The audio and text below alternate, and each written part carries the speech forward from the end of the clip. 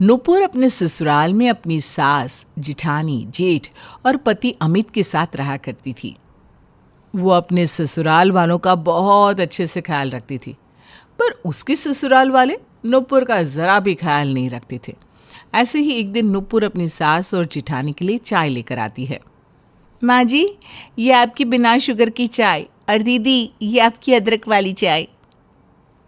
मेरे और माँ जी के लिए तो चाय लेकर आ गई, पर अपने जेठ का ख्याल नहीं आया। अपने पति की चाय तो तुमने कमरे में रखी होगी, है ना, पर अपने जेठ की नहीं। हाँ भाई, जेठ को क्यों चाय दोगी? आखिर तुम्हारे जेठ तुम्हारे लगते ही क्या है? दीदी, जेठ जी घर में थे नहीं ना, वो कब आए मुझे पता ही नहीं चला, पर कोई बात नहीं, मैं उनके लिए अभी चाय बना कर ला देती हूँ। इतना बोलकर नूपुर वहाँ से जाने लगती है। तभी जानबूझकर सुमन अपनी चाय फर्श पर गिरा देती है और नूपुर को रोकते हुए कहती है, हे भगवान, मेरे हाथों से गलती से चाय का कप छूट गया, कप भी टूट गया और फर्श भी गंदा हो गया।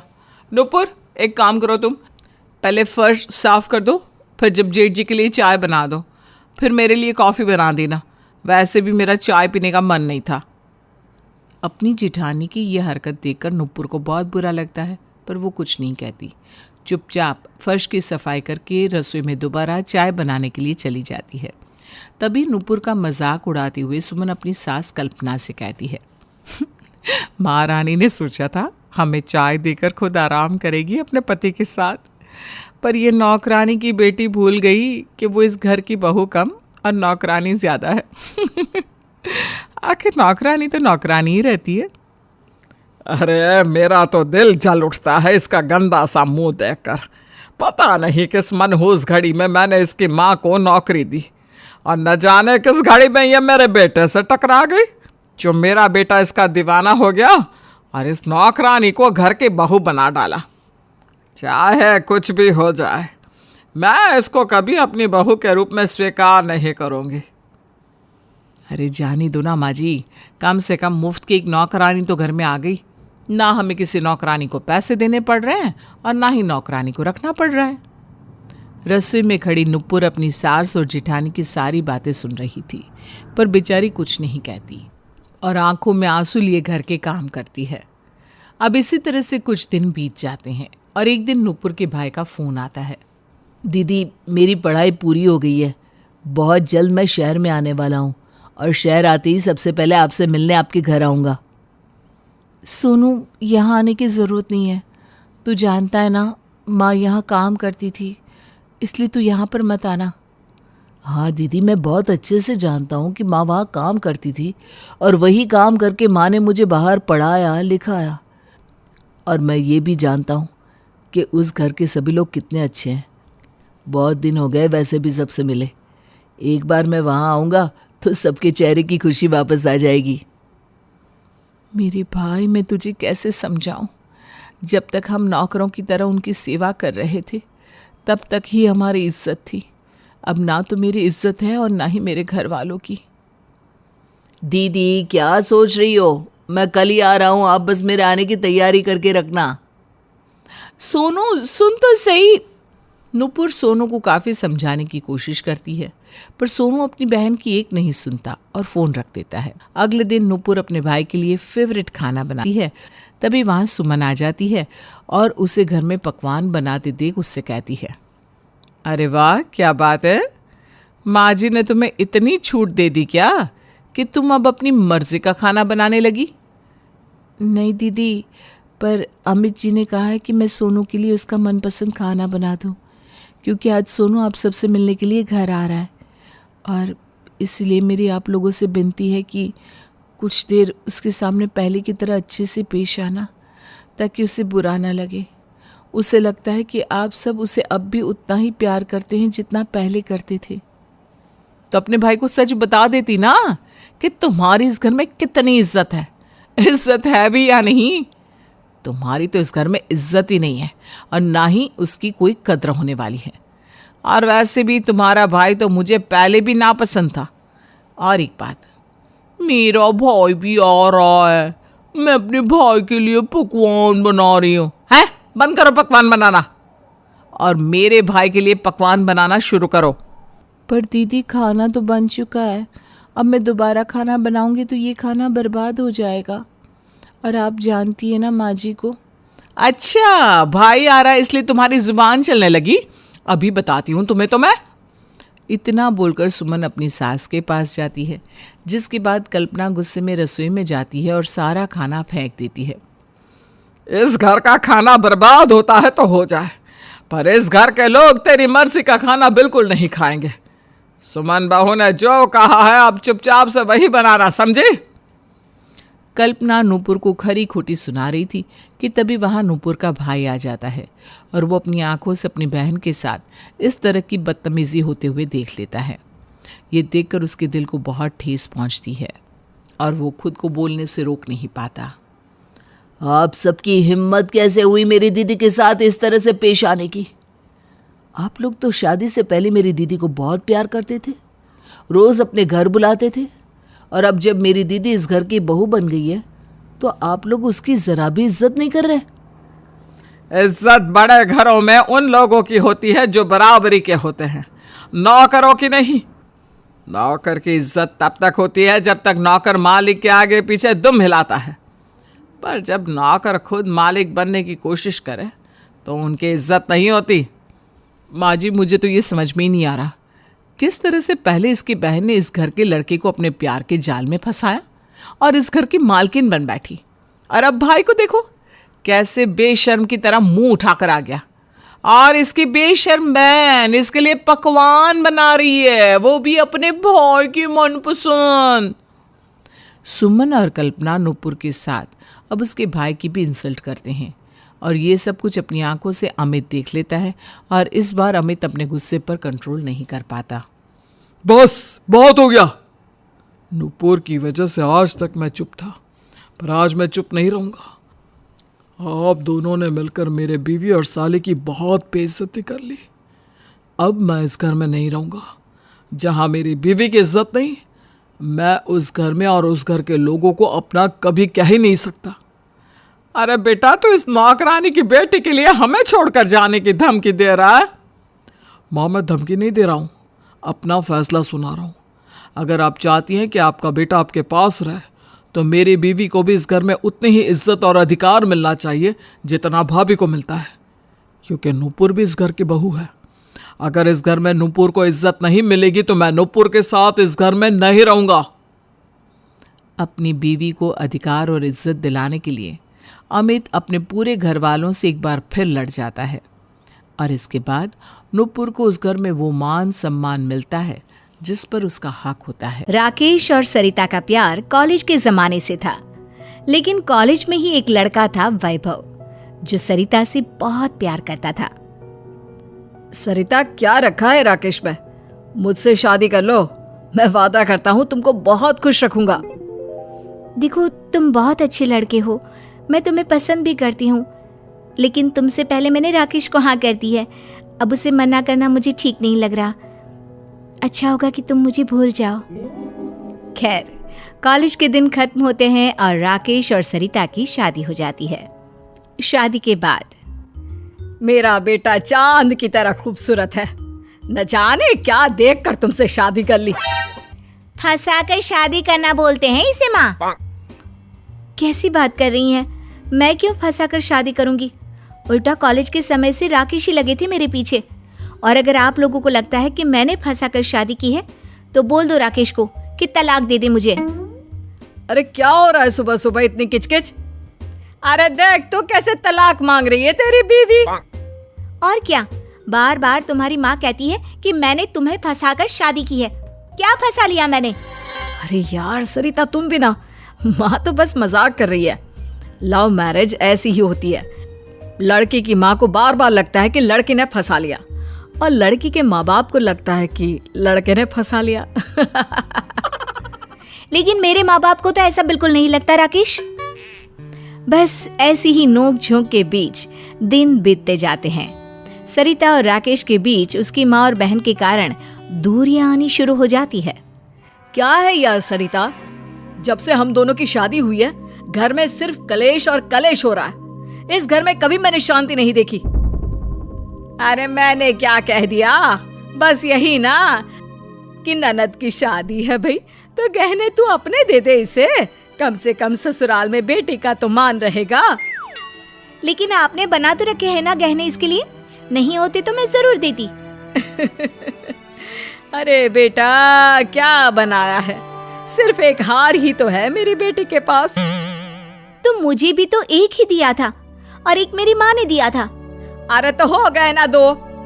अरे एक दे देगी तो क्या हो जाएगा? ससुराल जाएगी मेरी बेटी तो मान तो रहेगा कि घर से 2-2 हार लेकर आई है। सरिता, तुम भी ना, तुमने तो कभी मेरे परिवार को अपना परिवार समझा ही नहीं। माँ ठीक ही तो कह रही है, लेकिन नहीं, तुम्हें तो लगता है कि कैसे मेरी नाक ऊंची हो गई। मीनी के ससुराल वालों के सामने मैं तो छोटा ही अच्छा लगता हूँ तुमको, क्यों? सरिता रोने लगती है। वो कमरे में चली जाती है तो पीछे से ननद आ जाती है। हाँ भाभी, वो रोने धोने वाला नाटक हो गया हो तो माँ ने कहा है कि हार का डिब्बा ले आऊं। सरिता कुछ नहीं कहती, चुपचाप अपना गहना निकाल कर ननद को दे देती है। चलो मेरे साथ। क्यों, लिखा पढ़ी के साथ दोगी क्या गहने? सरिता फिर भी कुछ नहीं कहती। सबके सामने सास को डिब्बा देते हुए कहती है, ये लीजिए हार का डिब्बा, लेकिन ये समझ लो मीनी को ससुराल से भी हार मिला तो मेरा हार वापस करना पड़ेगा। ये हुई ना बात। देख सरिता, मैं सिर्फ ये चाहता हूँ कि उन लोगों के सामने मेरी इज्जत बनी रहे। और ननद की शादी हो जाती है, लेकिन फिर वो भाभी का हार वापस नहीं करती। वहीं सास बहू के बीच मामला और गहराता चला जाता है। एक दोपहर जब सरिता सो रही थी तब, सरिता, अरे ओ सरिता। माँ जी धीरे बोलिए ना, मुन्ना उठ जाएगा, अभी अभी सोया है। अरे तो कौन सा पूरे सल्तनत का बादशाह सोया है जो उठा तो सर कलम कर देगा? ये एसी बंद कर। और हाँ, आज खाना भी नहीं है तेरे लिए। ये सब क्या हो रहा है माँ जी? आप ऐसे क्यों बोल रही है? मुन्ना जग जाएगा, वो एसी के बिना नहीं सो पाता। तभी राकेश कमरे में आता है। उसके साथ एक औरत और एक बच्चा होता है। देखो सरिता, मैं सुमन से प्यार करता हूँ। मैंने उससे शादी भी की है और ये बच्चा भी हमारा है। सरिता के पैरों तले जमीन खिसक जाती है। वो समझ ही नहीं पाती कि अचानक उसके साथ क्या हो गया। अब एक काम कर, जल्द से जल्द निकल इस घर से, घर खाली कर। और वैसे भी ये कमरा आज से सुमन बहू का है। ठीक है माँ जी, चली जाऊंगी, लेकिन तलाक में मुझे महीने का गुजारा भत्ता और मेरे सारे गहने चाहिए। ये कैसी बात कर रही है राकेश? एक तो किराए का मकान, ऊपर से तुम्हारी थोड़ी सी सैलरी, इसे मैं कुछ नहीं देने वाली। हाँ, अरे सुमन बहू, तू चिंता ना कर, ये ना कुछ ज्यादा ही उड़ रही है। अरे चल निकल यहाँ से। मैंने जो कह दिया सो कह दिया। और हाँ, पैसे तू नहीं बल्कि कानून देगा। तो अब मिलते हैं कोर्ट में। पूरे सेल्फ रिस्पेक्ट के साथ सरिता अपना बच्चा लेकर घर से निकल तो जाती है, लेकिन थोड़ी ही जाकर बैठ जाती है और जोर जोर से रोने लगती है। ये क्या हो गया? मेरा तो परिवार था, मैंने तो सब कुछ ठीक से किया, फिर भगवान मेरे साथ ऐसा क्यों हो गया? तभी उसे अपनी सहेली याद आती है। वो उसके घर जाती है और सब कुछ बताती है। अरे सरिता, राकेश तो उस वक्त से ही ऐसा था, पता नहीं तुझे क्यों नहीं दिखाई दिया तब। मैं प्यार में अंधी हो गई थी, मैं समझ चुकी हूँ, लेकिन अब मैं क्या करूँ? जब तक मैं खुद के पैरों पर खड़ी नहीं होंगी तब तक कैसे सबक सिखाऊंगी? देख, हम लोगों की कॉलेज का एक व्हाट्सएप ग्रुप बना है, मैं उसमें तुझे ऐड कर देती हूँ, वहीं पूछ लेते हैं किसी के पास कोई काम हो तो। शिल्पी सरिता को एक ग्रुप में ऐड करती है और मैसेज भेजती है, मैंने कॉलेज के ग्रुप में तेरे लिए बात कर ली है। वो दोनों बात कर ही रहे होते हैं कि वैभव का मैसेज आता है। अरे देख, वैभव का मैसेज आया है। कौन वैभव? मुझे तो कोई भी याद नहीं है। अरे वो नहीं था, वही वैभव जो तुझे भी पसंद करता था। देख, उसकी खुद की कंपनी है और तुझे उसने जॉब ऑफर किया है। चल, कल के कल चलकर मिल लेते हैं उससे। सरिता, शिल्पी वैभव के ऑफिस जाते हैं। बड़े से दफ्तर में जब वैभव के कैबिन में एंटर होते हैं। वैभव, कैसे हो? वैभव सरिता को गले लगा लेता है। तुम्हारे बारे में सुनकर बहुत दुख हुआ। गलत इंसान को मैंने चुना तो सजा तो मिलनी ही थी। वैभव, कोई छोटी मोटी नौकरी, मतलब वैसे मैंने कभी काम नहीं किया, लेकिन बेटी को और खुद को भी तो अब पालना है ना। देखो, मैंने तुम्हारे लिए काम सोच लिया है। मेरा मैनेजर सब समझा देगा। वैभव, सरिता को किसी अच्छे वकील की भी जरूरत पड़ेगी। हाँ, लेकिन मेरे पास ज्यादा पैसे नहीं है। तुम उन सब की चिंता मत करो, मैं हूं ना। और तुम्हारी बीवी कैसी है और बच्चे कितने हैं? मैं अकेला हूं। मैंने शादी नहीं की। क्यों? शादी क्यों नहीं की? वैसे अच्छा ही किया। शादी करके मुझे क्या मिला? सरिता, मैं तुमसे प्यार करता था, फिर किसी और से कैसे शादी करता? सरिता वैभव की तरफ देखती है और चुप हो जाती है।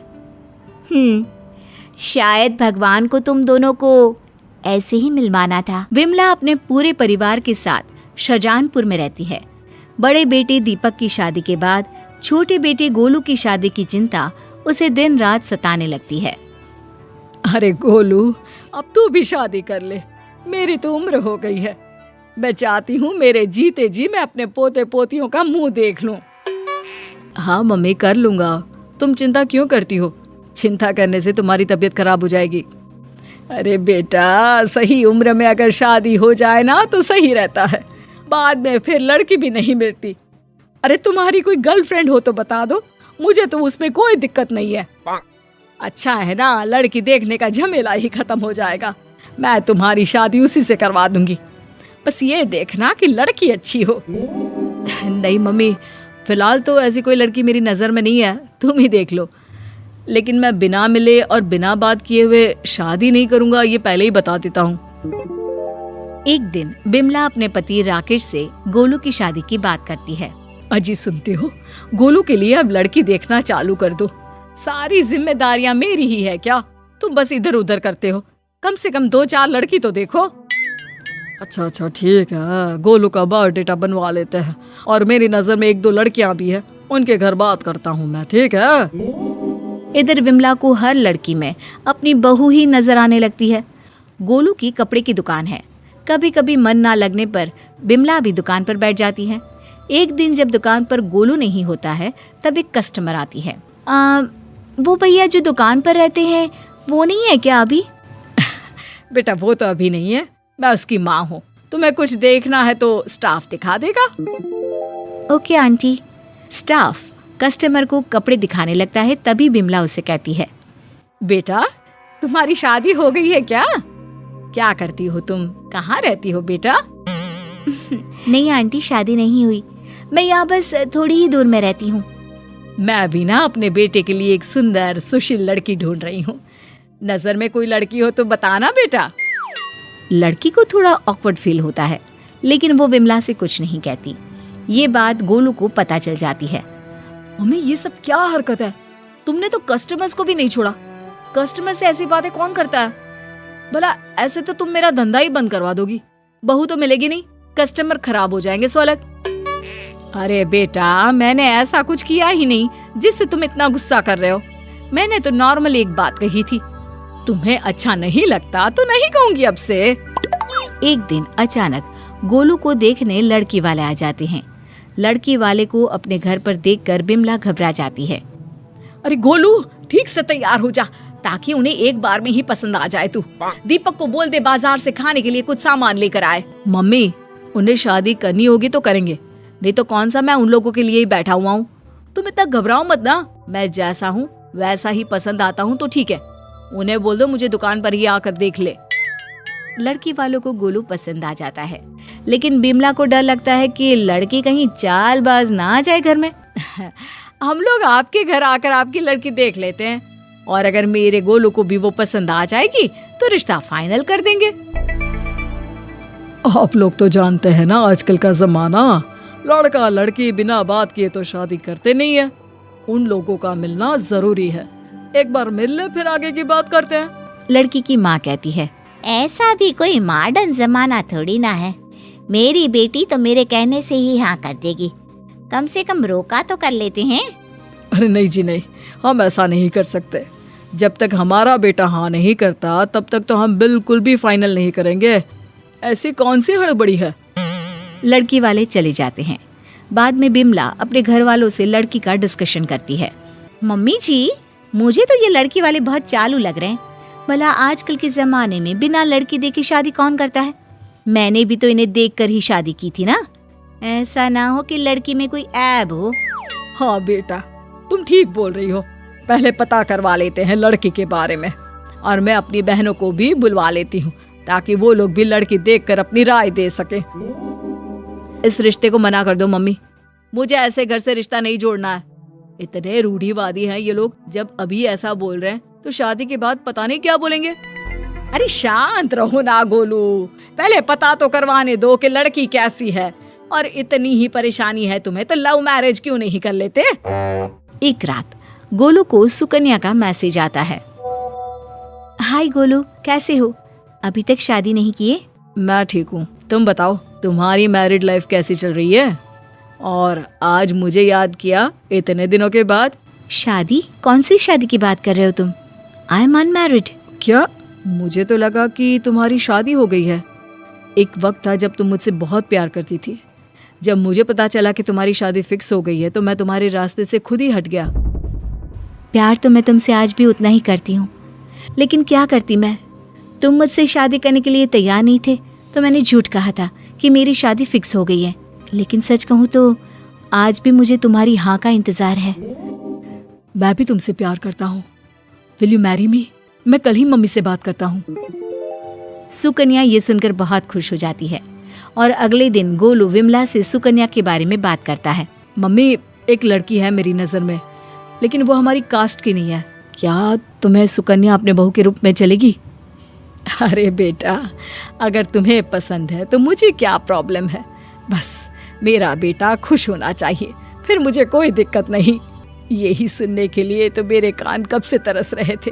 तू उसके माँ बाप से हमारी बात करवा दे ताकि ये रिश्ता हम लोग जल्दी फाइनल कर दे। मम्मी तुम बहुत अच्छी हो। I love you mom. Vimla Rakesh को सारी बात बताती है और गोलू की शादी सुकन्या से हो जाती है। विमला राकेश से कहती है, हे जी, आज मैं बहुत खुश हूँ। मेरे गोलू का घर बस गया। मेरे मन को आज सुकून हो गया कि मेरे पीछे से मेरे गोलू को देखने वाली अब आ गई है। बस मेरे बच्चे हमेशा खुश रहे।